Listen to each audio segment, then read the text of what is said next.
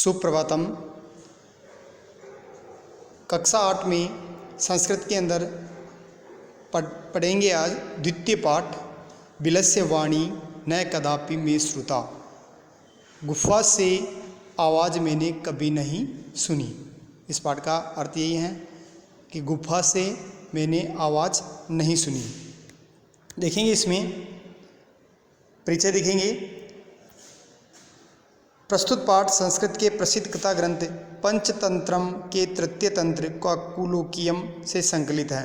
यानी ये पाठ प्रसिद्ध कथा ग्रंथ पंचतंत्र के तृतीय तंत्र, 5 तंत्र है उसमें तीसरे तंत्र से काकुलोकियम नामक से संकलित है। पंचतंत्र के मूल लेखक विष्णु शर्मा हैं। इसमें 5 खंड है जिन्हें तंत्र कहा गया है।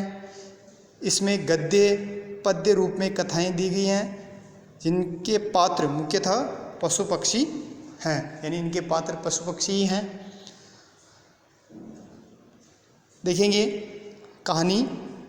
कस्मिचित् वने खरनखर नाम सिंह प्रतिवसति स्म। किसी वन में खरनखर नाम का सिंह रहता था।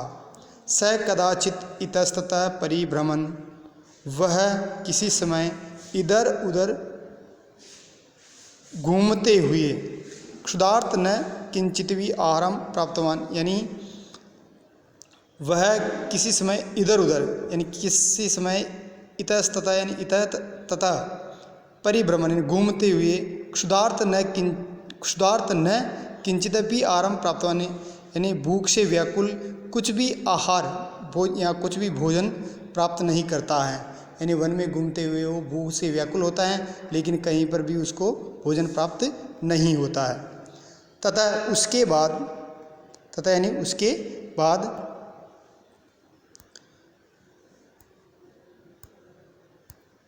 बाद सूर्यास्त समय सूर्य अस्त होने के समय या शाम के समय एकाम महती गुहायाम दृष्टवा यानी एक बहुत बड़ी गुफा को वो देखता है। महती यानी बड़ी, गुहा यानी गुफा, दृष्टवा यानी देख करके, स अचिंत्यत उसने विचार किया यानी उसने सोचा, न्यूनम एतस्याम गुहायाम रात्रो कोपि जीव आगच्छति। निश्चित रूप से इस गुफा में रात्रो यानी रात्रि के समय कोई न कोई जीव आता है।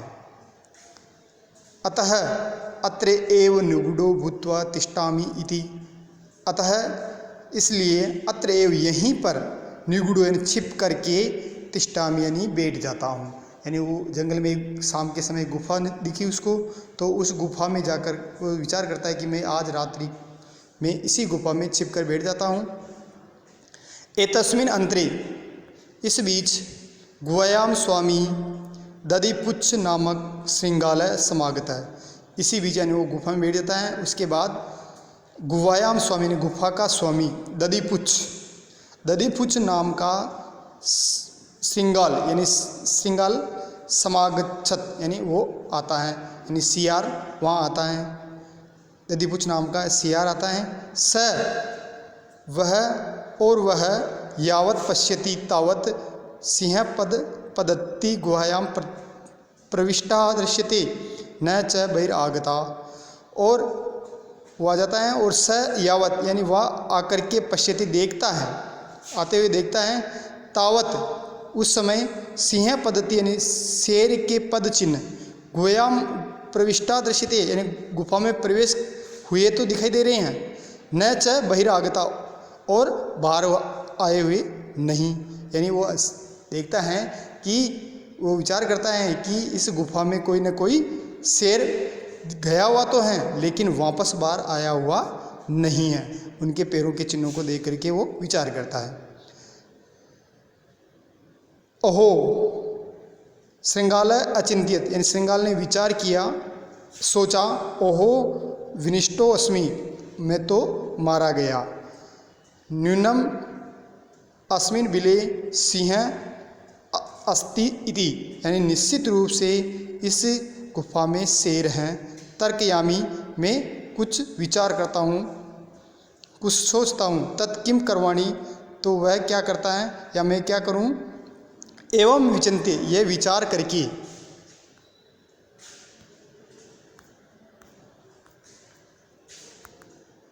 ये विचार करके, देखो ये विचार करके, दूरस्थ एव कर्तुम आरब्ध भो बिल, यानी दूर होकर के रवम कर्तुम आरब्ध यानी आवाज़ लगाने लगा, भो बिल हे गुफा, भो बिल हे गुफा, हे गुफा, हे गुफा, किम न स्मरसी, तुम्हें याद नहीं है, यन्मया त्वया स समय, यानी जब मैं तुम्हारे साथ समय यानी शर्त रखी थी, कुतो अस्ति यद अहम भावतः, यानी किसी समय जब मैं बाहर से प्रत्यागमिष्यामि, आगमिष्यामि यानी आता हूँ, प्रति यानी वापस आता हूँ, यहाँ वापस आता हूँ, तदा त्वम माम आकर्ष्यामि, तब मुझे बुलाओगी। आप भूल गई हो जो हमारे बीच शर्त थी कि जब मैं बाहर से कभी भी आता हूँ तो आप मुझे आह्वान करोगी, बुलाओगी। यदि तुम माम न आह्वयति तर्हि अहम द्वितीय बिलम यास्यामि इति, अगर आप मुझे नहीं बुलाओगी तो मैं दूसरी गुफा में चला जाऊंगा। ये सोच करके वो आवाज़ लगाता है, यानी वो ज़ोर से आवाज़ लगाता है कि अगर आप, हम दोनों में शर्त थी कि आप जब भी मैं वापस आती हूँ आप मुझे आवाज़ लगाओगी, और अगर आप आवाज़ नहीं लगाती हो तो वे मैं वापस चली जाती हूँ। आज यहीं तक पढ़ेंगे।